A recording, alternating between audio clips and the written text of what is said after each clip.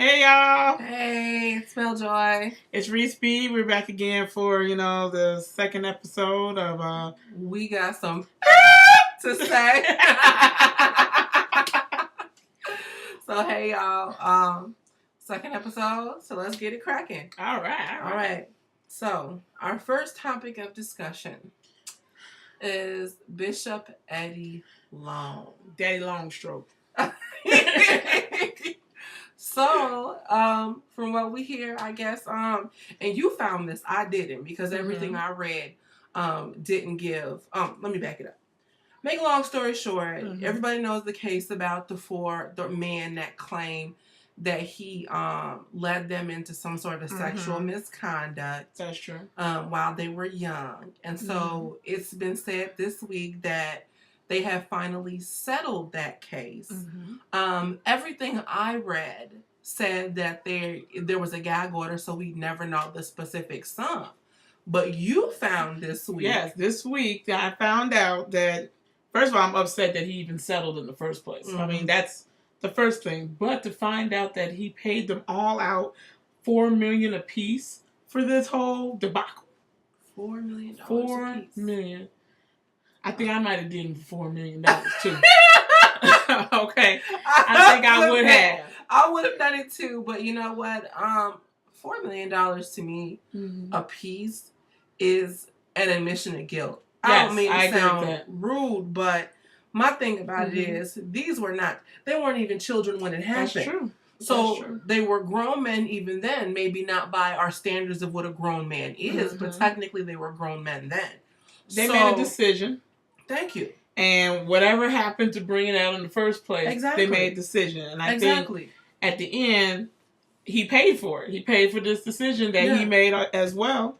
But the part that, pissed me off about the whole thing with, him settling out is that he went into this big thing about, I'm going to fight this. You told your congregation this. You told the media and the public that this is not you. They are sitting here, messing up your reputation on this, but you end up settling?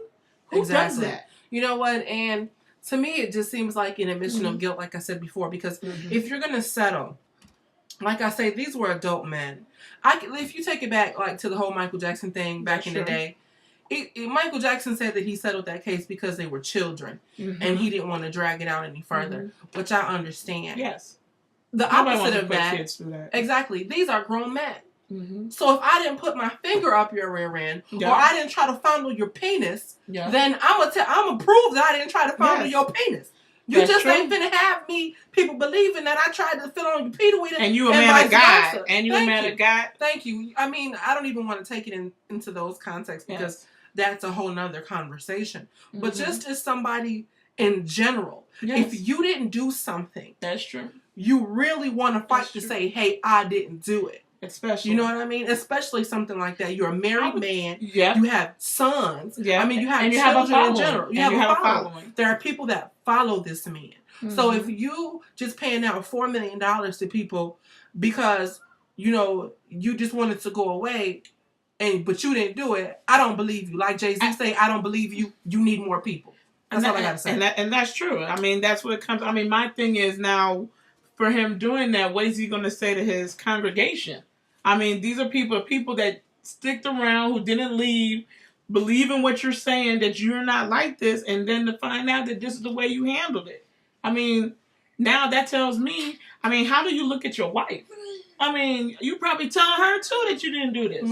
I agree. So now what happens now? I mean, that's a discussion that he will have to have, and that's something he has to test his faith on. I don't know where he's going to go from here, but at least the men are $4 million more richer than I am. I know that much. Yeah, and don't get the story twisted. They were in it for money. Yes. That kind of world with the men's, with the the gay boys, the kids. That world is just like, even though they're having same-sex relationships, their relationships aren't any different really than ours, except for the manner of which they have sex. Yeah. I mean, to me it was just like, if you put it in the context of a man and woman, it was 4 different women. That's true. And each of them thought they was the only one.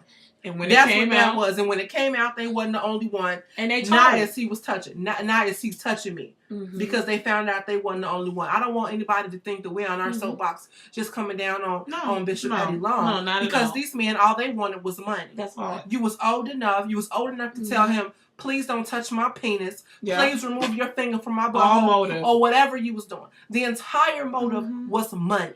That's all it is. And they abuse the platform that he's on. Yeah. And just for the fact of it's back to money.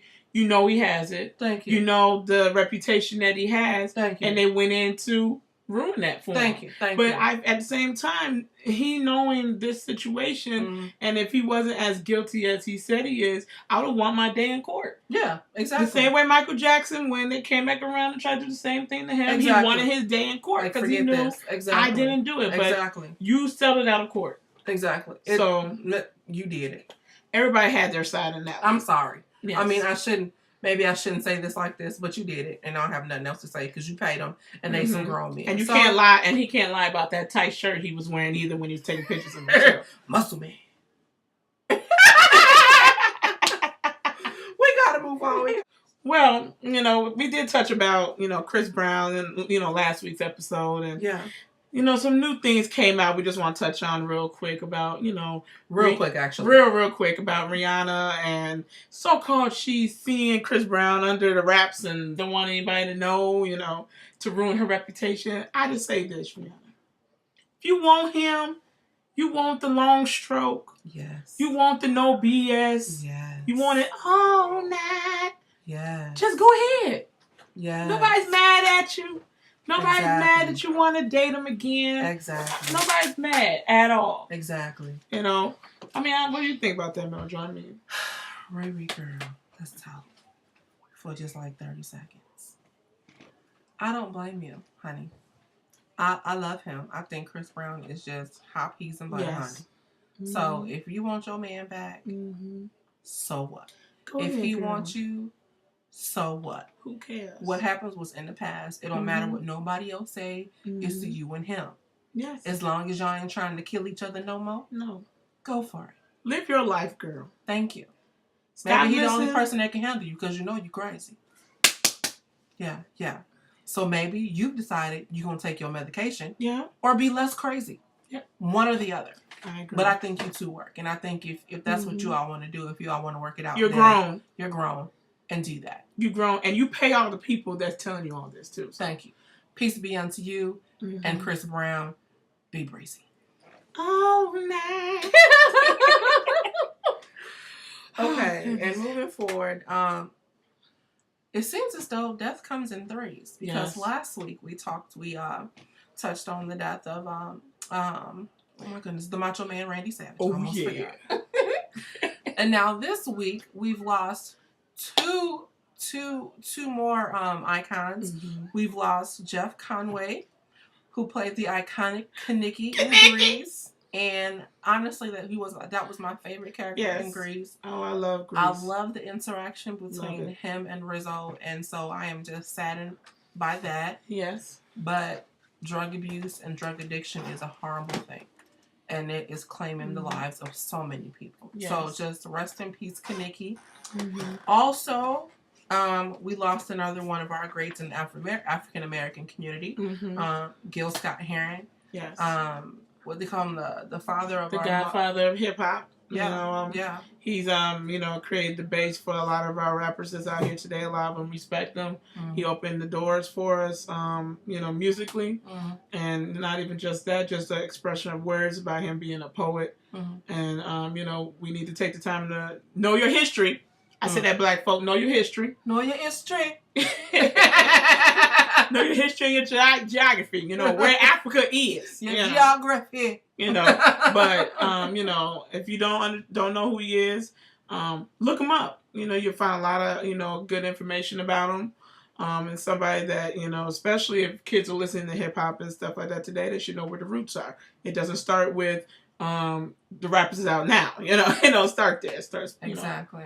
Way beyond that. So we want to thank y'all for listening again. Yep. We'll be back next week with more of We Got Some to Say. Peace out.